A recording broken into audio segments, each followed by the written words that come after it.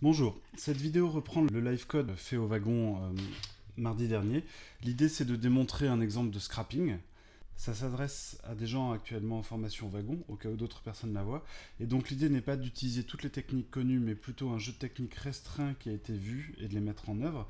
Donc à savoir le scrap, le JSON, la persistance en JSON, les expressions régulières et naturellement tout ce qui est ouverture, fermeture de fichiers. On fera peut-être du CSV dans les améliorations possibles. En premier avertissement, je rappelle qu'un des éléments de ma pédagogie, c'est qu'on retient beaucoup mieux une mauvaise blague qu'une bonne explication. Donc je me permets d'utiliser ça à outrance. Je vais tout reprendre en improvisation depuis le début. Ainsi, vous pourrez reproduire exactement ce fonctionnement si vous voulez adapter ça par exemple à d'autres sites ou pour d'autres méthodes. Tout d'abord, qu'est-ce que c'est que le scrap? Le scrap, c'est l'idée d'aller chercher des informations sur un site web.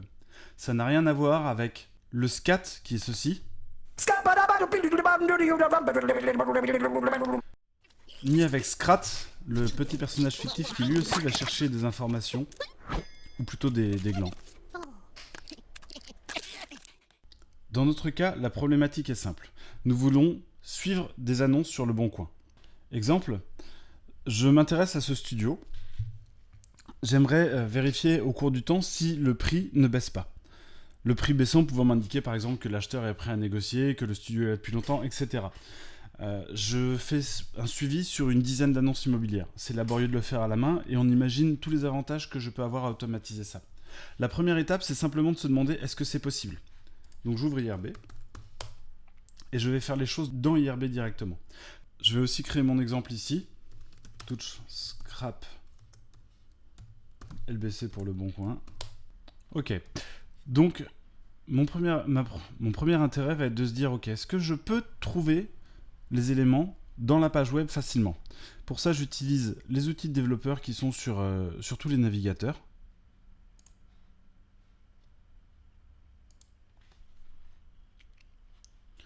Et je vais chercher directement les éléments qui m'intéressent. Donc là, dans cette page, pour l'instant, il y a deux éléments qui m'intéressent, à savoir le prix et le titre. Un troisième élément m'intéresse, ça va être l'ID ici. L'ID de l'annonce. Je remarque que les annonces sur le bon coin sont faites avec une URL de base et une ID.htm. Et ça, pour l'instant, je vais le laisser de côté. Donc si je cherche le titre de l'annonce, allons voir. A priori, alors là c'est écrit en tout petit. A priori, on a. Je vais essayer de copier ceci pour vous le montrer là.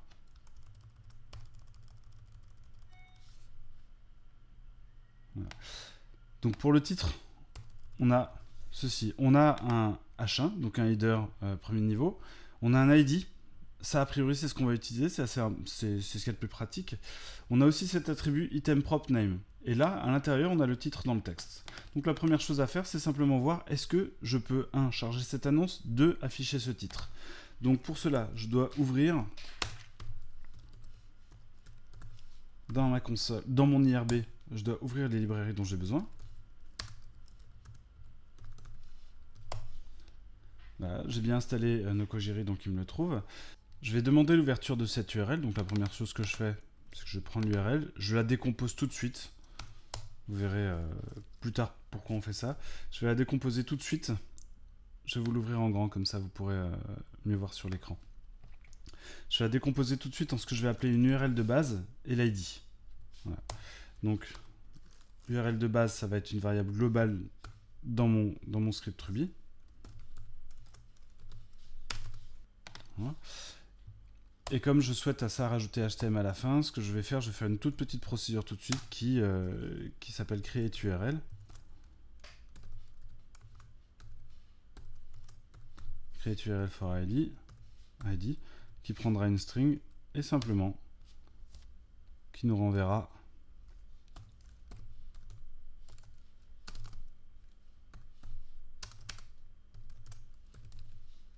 HTML. On a vu que sur le bon coin c'était en HTML, pas HTML. Ok, ça je peux directement le recopier. Ça testera par la même occasion dans mon terminal. A priori c'est bon. Je peux prendre cet ID là, je vais le sauvegarder pour l'instant dans mon fichier.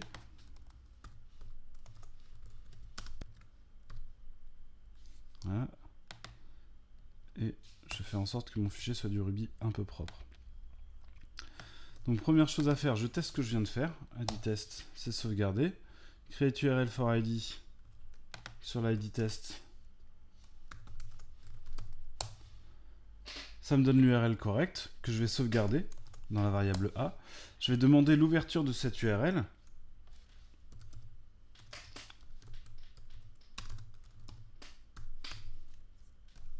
Alors, je vous rappelle, ça c'est un stream. Vous occupez pas de ça pour l'instant. Vous comprendrez plus tard la différence entre le stream, le handler de fichiers, d'URL, etc.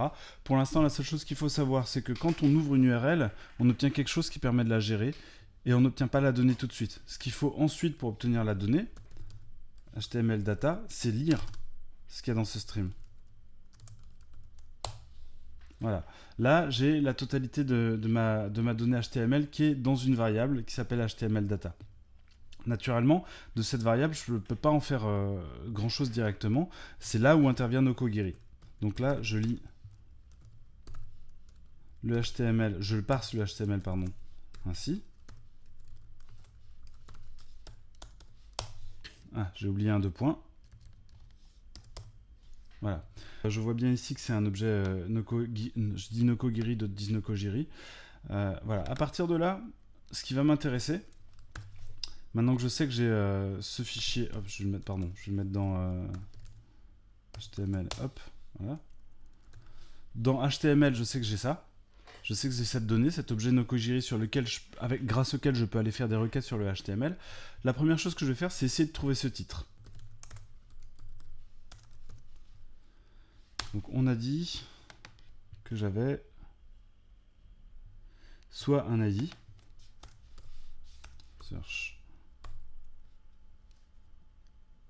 un ID qui s'appelle addSubject, soit d'autres éléments, mais un ID c'est largement suffisant. Donc il trouve bien un élément, ça tombe bien. Un élément, name, H1, attribute, etc. Bon, bah, regardons de suite ce qu'il y a dedans. Je mets toujours, moi c'est ma manière de travailler, je mets toujours le dernier résultat dans la variable A, tant que je fais des essais, et ensuite je commence à nommer les choses quand je sais que j'en aurai besoin pour plus tard. Donc A.text, loft 347 m². A priori, ce texte est propre, il n'y a pas d'espace en plus, il n'y a pas de choses parasites, donc on peut estimer que le titre de l'annonce, on peut le prendre aussi simplement qu'en demandant ça, HTML search addSubject.text. Essayons une fois, et puis si ça marche, on le met dans le code. Ok, très bien. Donc ça, je vais me garder ça. Je vais commencer à taper mon fichier, mon code Ruby. Donc je vais lui mettre les requires nécessaires. Je vais lui mettre tout ce qu'il faut pour à chaque fois construire itérativement le programme, le construire petit à petit.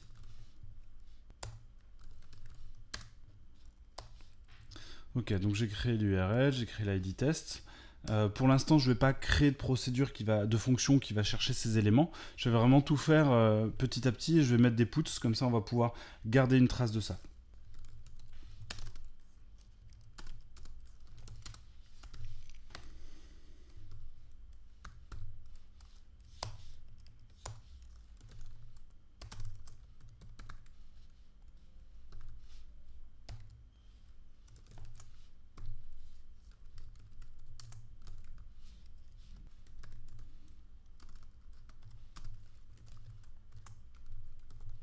Je vais plutôt recopier. Ok. Donc là déjà, si je fais un simple... Je vérifie que tout ça fonctionne.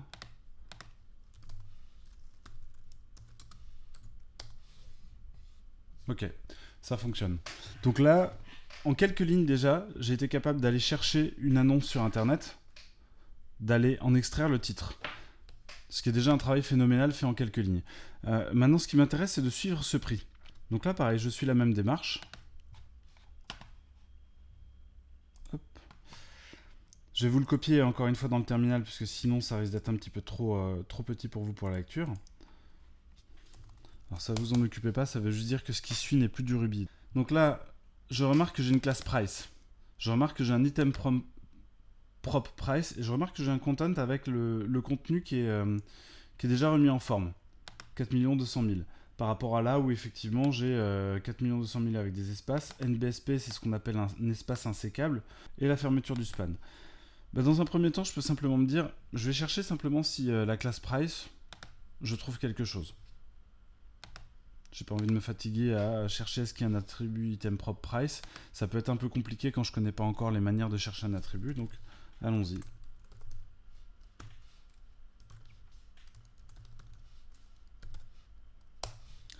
Ok, donc là on s'aperçoit qu'il y a plusieurs choses. Je vais mettre ça dans A parce que c'est un petit peu beaucoup. Combien j'ai d'éléments? J'en ai 2. Donc ça veut dire que la classe price, elle s'applique à au moins 2 éléments. Ce que je vais faire dans un premier temps, plutôt que chercher tout de suite sur l'item price ou sur le content, c'est de me demander qu'est-ce que j'ai dans ces éléments. C'est quoi? Donc là, je fais simplement un petit map dessus.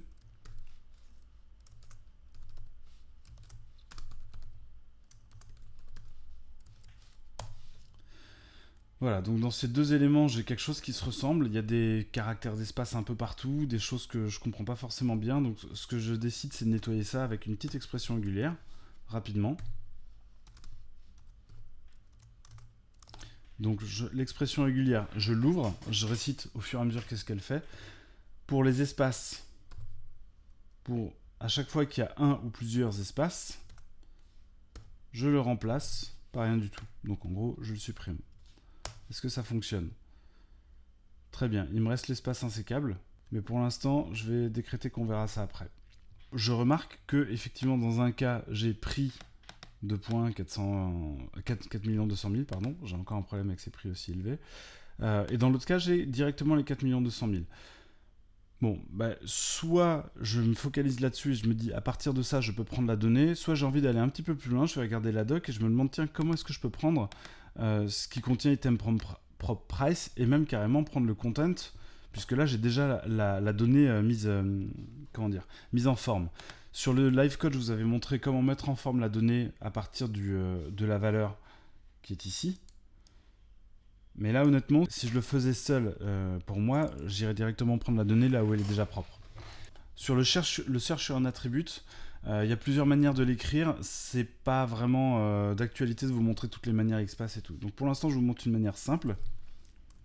On va reprendre un petit search qui marche. Là, l'idée, c'est de se dire que j'ai un attribut item propre. Hop, et je ferme la collette. Donc ça, déjà, il va me donner tous les éléments qui ont des attributs item propres. Bon, il y en a un paquet. Donc là, je vais chercher plutôt l'attribut item propre égale price. Là, a priori,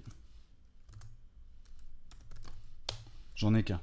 Donc là, je pense avoir le bon. Si j'examine à vue d'œil, c'est bien ça. J'ai name, content, value, etc. Très bien. Donc là, si je prends item propre price, ce qui m'intéresse, c'est l'attribut content, la valeur de l'attribut content. Donc je cherche.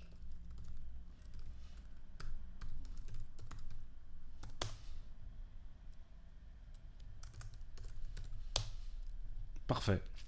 Là, en une ligne, je réussis à aller chercher l'élément HTML contenant le prix et à en extraire le prix qui est stocké dans l'attribut content. Alors ça, il faudra vérifier, bien sûr, si sur d'autres pages HTML, ça ne change pas. Si par exemple, toutes les pages ont bien l'attribut content. Ça, je ne me fatigue pas. Je le récupère.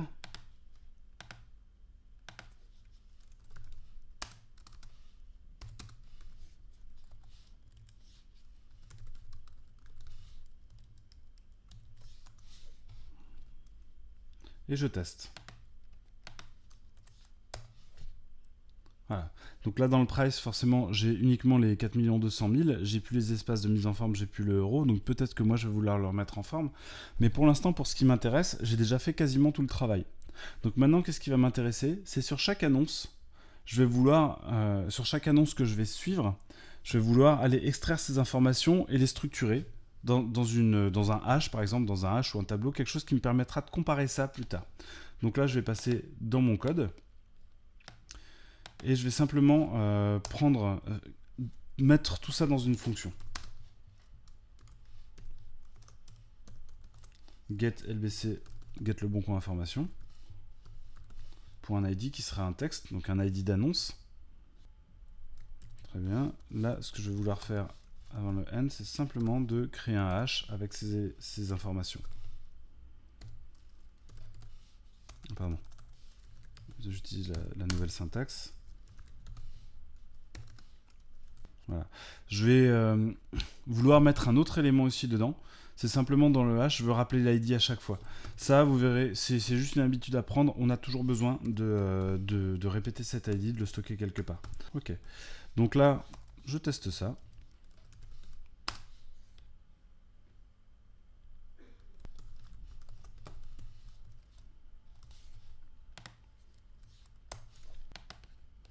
Ok, donc là j'ai une erreur.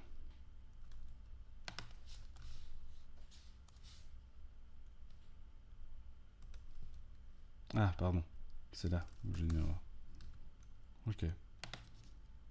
Donc là, la bonne démarche, c'est toujours regarder le message d'erreur en premier. De voir que, là, par exemple, c'est la ligne 14 qui m'aurait évité d'aller chercher ailleurs. Ok, très bien. Donc là, j'ai effectivement un hash avec un loft, le titre, loft 347 m², price 4 200 000 et l'ID. Ok. Maintenant, ce que je vais vouloir faire, c'est... ma recherche immobilière, elle est constituée de plusieurs éléments. Par exemple, cet appartement pour les fans d'échecs, ce petit duplex là pour se reposer et éventuellement un bien ou deux pour avoir un petit pied-à-terre à la campagne. Donc là, ce que je vais faire pour l'instant, c'est que je vais extraire chacune des ID à la main. On verra plus tard comment... Alors, pour l'instant, on va les extraire à la main, on ne va pas les extraire d'une recherche, mais je vais simplement mettre chacune de ces ID dans un tableau, ici. Que je vais appeler en français pour une fois annonce. Donc, voilà, celle qu'on a déjà.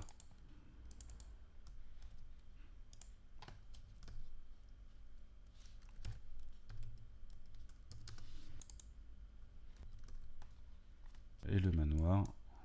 Et ça suffira pour le moment. Voilà. Donc si jamais je veux simplement obtenir le hash qui me donne les éléments de suivi, le titre et le prix de chacune de ces annonces, bah là c'est simple, j'ai juste un map à faire pour qu'il me donne ce hash pour chacune de ces annonces. Donc hop, je m'embête pas. .map.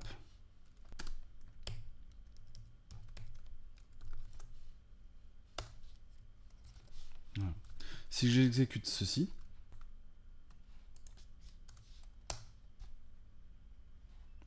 j'ai bien un tableau. Je vais agrandir ça. J'ai bien un tableau avec tous mes éléments, tous mes résultats. Voilà. Je vais vous le faire en clair.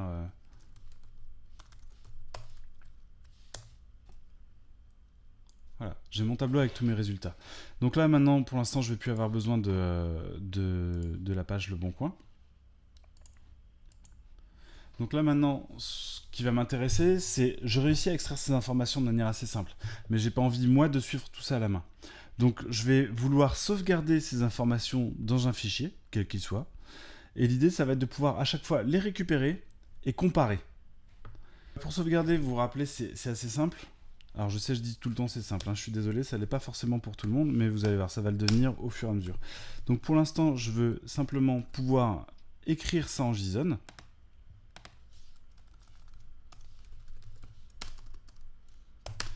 Je vais... Le tableau des haches de résultats de recherche, je vais l'appeler results. Je vais en faire un fichier JSON, alors bon, on va lui donner un nom tout de suite. Voilà.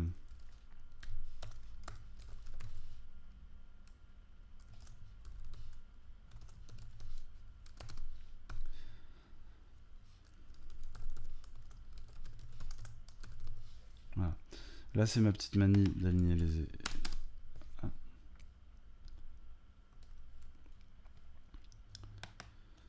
Donc une fois que j'ai ces résultats pour les sauvegarder dans un fichier, ben, j'ouvre ce fichier d'abord. Okay. Je l'ouvre en passant d'abord son nom, ensuite un argument qui dit que je l'ouvre en écriture. Et ensuite, une fois que j'ai ouvert ce fichier, alors là, je vous demande pas de comprendre tout de suite pourquoi il y a ce doux, ça c'est un bloc qui permet de dire que le fichier sera forcément, nécessairement fermé à la fin, et que tout ce qui se fait avec le fichier se fait dans ce bloc-là. Pour l'instant, c'est assez intuitif. Si c'est pas intuitif pour vous, posez-moi la question, et je vous explique ça plus longuement. Si c'est intuitif, faites juste ce qu'il faut, c'est-à-dire, dans le fichier, on va écrire la chaîne, qui est le JSON généré à partir des résultats. Voilà. Si j'exécute ça, j'ai bien un fichier de résultats. Donc j'ai bien un fichier de résultats, vous voyez qu'il est correctement, comment dire, c'est vraiment du JSON correct, avec les résultats qu'on a déjà eu par ailleurs. Il n'y a pas de surprise là-dessus. Voilà. Maintenant, avec ce fichier, ce que j'ai envie de faire, c'est à chaque fois de l'ouvrir pour comparer chaque résultat avec le résultat précédent. Donc là, les annonces, je vais garder ça là-haut. Pour l'instant, on déclare que les annonces, c'est pas quelque chose qu'on va mettre encore dans un fichier. C'est quelque chose que vous ferez naturellement plus tard, et quand vous découvrirez Active Record, Rails et tout, vous pourrez choisir les annonces carrément avec une interface web. Pour l'instant, ce qui va m'intéresser, c'est simplement de dire, ok, quand j'exécute ce programme, je veux lire le fichier s'il existe. Je vérifie si le fichier existe.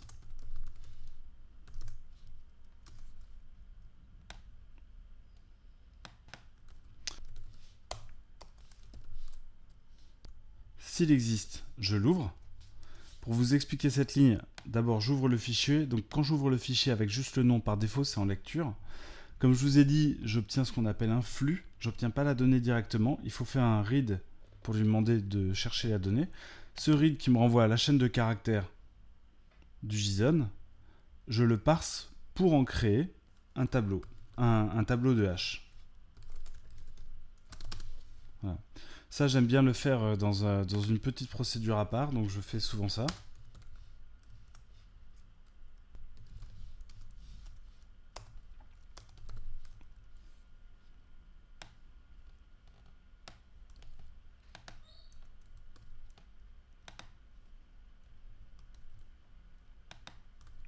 Je trouve ça plus clair quand je lis mon code.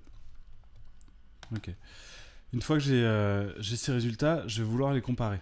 Alors, il y a un autre cas. Si je n'ai pas de résultats, on est d'accord que je reviens au cas initial, c'est-à-dire je lis, je vais chercher les informations sur le bon coin et je les sauvegarde. Pour l'instant, on remarque qu'à chaque fois que je sauvegarde, j'écrase les résultats précédents. On verra après si on veut rajouter une historique ou des choses comme ça, comment faire. Pour l'instant, on se dit que ce fichier ne sert qu'à comparer un à un les résultats. Donc si jamais j'ai des résultats, je vais être intéressé par comparer les anciens résultats avec les nouveaux résultats. Alors ça va pas forcément être simple. Dans un premier temps, déjà, à ce moment-là, il faut que j'ai les nouveaux résultats. Donc je vais exécuter ça avant. Sinon, j'aurai pas les nouveaux résultats. Ensuite, je vais créer une fonction qui s'appelle compare les anciens et les nouveaux. Voilà. Cette fonction est à écrire. Donc allons-y. Je vais reprendre la signature complète.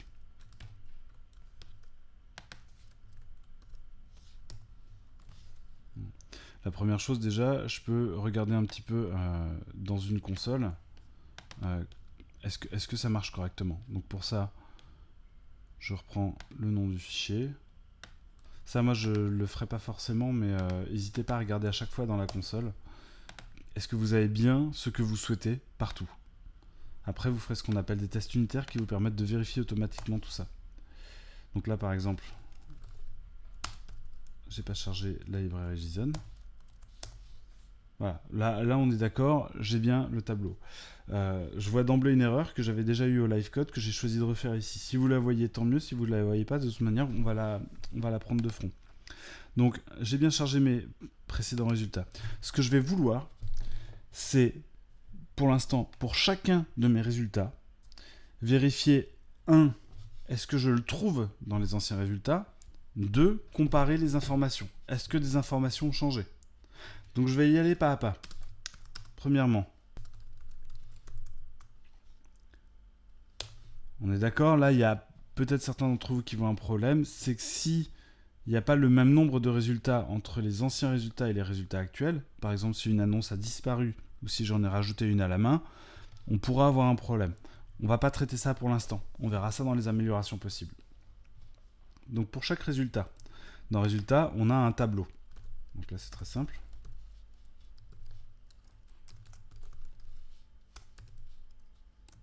Pour chaque résultat, je vais plutôt utiliser une syntaxe.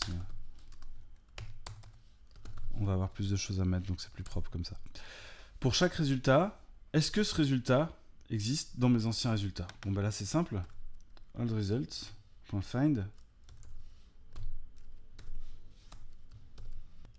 Je vérifie que l'ID de l'ancien résultat est égal à l'ID du résultat que je cherche. Ok. Là, il y en a pour qui c'est peut-être déjà difficile. Donc, on s'arrête, on prend le temps. Et là, déjà, on fait un simple put. Et on se dit, est-ce que j'ai bien, à chaque fois, est-ce qu'il trouve bien quelque chose?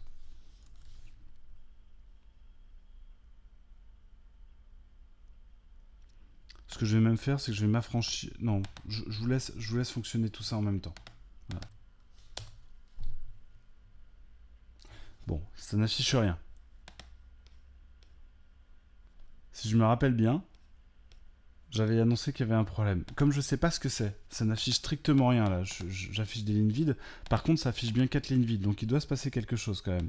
Ça passe bien dans cette boucle et ça n'affiche rien. Donc là, je vais aller examiner à la main ce qui se passe.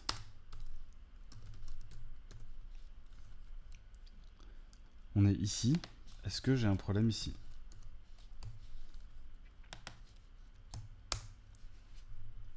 Ok. Là, je suis dans mon code source. Je vous l'ouvre en grand. Donc la première chose que je fais, c'est que j'affiche ce que je manipule. J'ai bien quelque chose. Je vais chercher le old result. Dans old results, a priori, j'ai les choses. Ok. Là, par contre, si j'ai fait un N ici, vous voyez, pour passer à l'opération suivante. Donc là, on a fait exécuter cette ligne. Et donc, je vais avoir mon résultat de recherche dans hold. Dans hold, il n'y a rien. Nil. C'est pour ça qu'il affiche rien. C'est-à-dire qu'il n'a pas trouvé. Si on regarde, pourtant, a priori, result ID, il est là. Et result ID, il y a le même ici. Si on regarde un petit peu mieux, on s'aperçoit que la clé ici est un symbole et la clé ici est une string. Donc ça, c'est quelque chose contre lequel je vous avais déjà mis en garde. Il y a des choses qui permettent de dire dans un hash, je cherche quelque chose dont la clé soit un symbole, soit une string. Mais j'ai pas souhaité utiliser ça ici parce que c'est très important que dans un premier temps, vous compreniez bien ce que vous manipulez. Manipuler un symbole, manipuler une string, c'est pas la même chose. Donc si en chargeant du JSON, on a systématiquement des strings. Bon, la dernière fois, je vous avais montré comment faire ici où on remplace all result, on met une string ici. Comme ça, on est sûr de trouver. Bah, faisons-le d'ailleurs.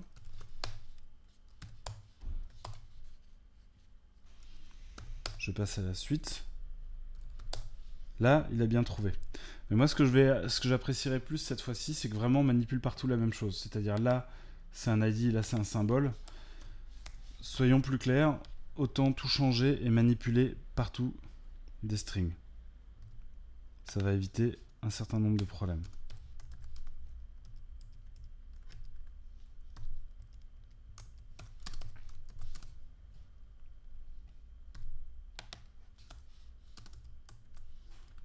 Ok, donc là j'ai mis des strings ici, a priori il n'y a aucun autre endroit où on fait ça. Je reteste une fois.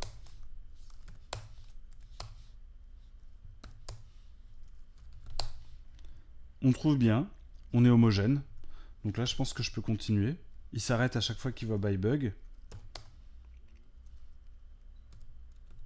Je vérifie, on trouve bien à chaque fois. Donc là a priori pour moi c'est bon.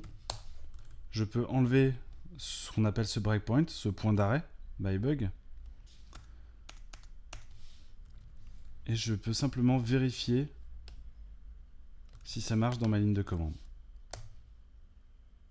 Bon là effectivement il me trouve à chaque fois chacune des annonces.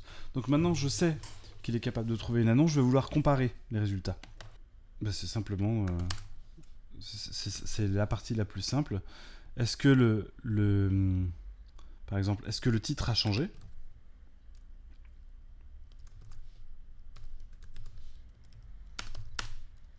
Pardon, est-ce qu'il a changé? Si le result title est différent de old, est-ce qu'il a changé? Qu'est-ce qu'on fait s'il a changé? Bon, pour l'instant, c'est pas ce qui m'intéresse le plus. Donc je peux simplement dire attention.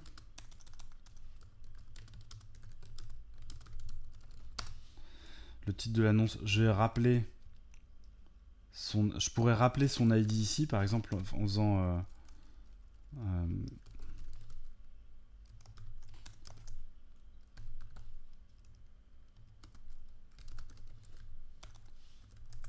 mais l'idéal, c'est que si c'est fait pour être lu par un humain, ça serait mieux que je rappelle le titre.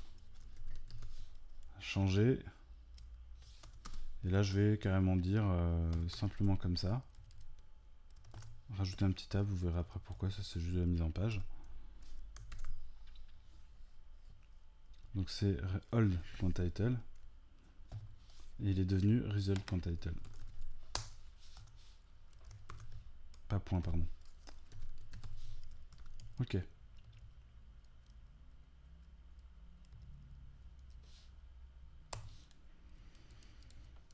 Ok, donc là, on est bon. Bon, honnêtement, bon, testons-le.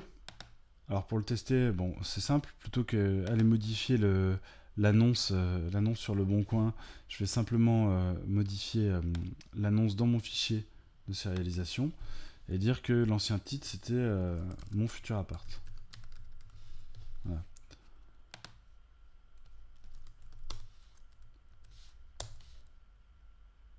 Et donc là j'ai déjà un premier résultat. Attention, le titre de l'annonce mon futur appart a changé et est devenu 350 m², 8 pièces, 5 chambres. Là ce qui serait bien c'est effectivement de rajouter des guillemets, de rendre la chose plus lisible, mais ça c'est pas vraiment le plus important. Le plus important c'est que je vais habiter 350 m², 5 chambres, ça c'est sympa. Ok, donc maintenant ce qui va surtout m'intéresser c'est est-ce que le prix a été modifié. Là ben, on a la mécanique, tout est installé.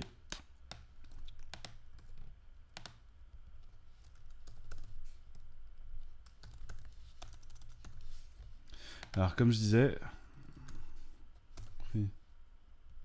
le prix de l'annonce, là je vais laisser le titre de cette annonce. Je vais rajouter des petits guillemets parce que c'est quand même vachement plus agréable à lire comme ça.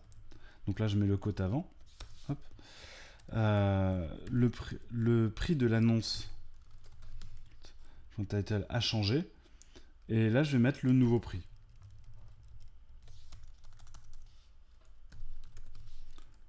Ok. Donc là pareil, si je fais maintenant une fois, ça ne va rien faire parce que j'ai rien qui change. Donc je vais aller changer le prix. Je vais dire que par exemple avant il était à 6 400 000 euros. Attention, le prix d'annonce 350 m², 8 chambres a changé.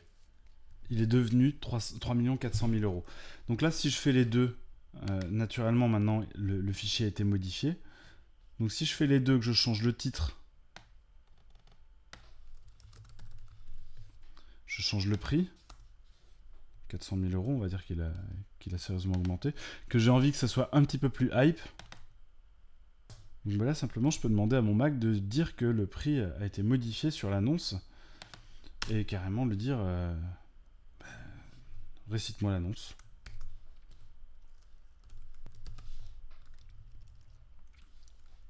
Donc là, j'ai bien mon appart, price 400 000, j'ai bien tout sauvegardé, allons-y.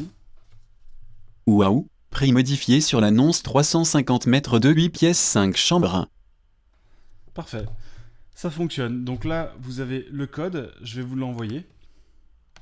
Et là, déjà, pour la partie, ce qu'on a fait dans le live code de la semaine dernière, on est au même point. Après, si vous voulez, je vais rajouter une vidéo tout de suite pour quelques petites améliorations. L'idée, c'est que ces améliorations devraient prendre en compte, par exemple, du CSV, ou des choses que vous allez voir très prochainement, ou que vous avez vues. L'idée, ça va simplement être de continuer là-dessus, et par exemple, de vous montrer, bon, qu'est-ce qu'on fait si on veut utiliser ce loger en même temps, pour faire une recherche croisée sur le bon coin et sur ce loger. Qu'est-ce qu'on fait si j'ai envie, non pas d'avoir toujours ma liste d'annonces ici dans le code, mais dans un fichier CSV. Est-ce que je peux améliorer ça? Est-ce que je peux avoir une historique des changements? Là, je vais vous proposer 2-3 petites améliorations et ensuite, ça sera à vous de chercher ce que vous pouvez faire avec ça. Merci.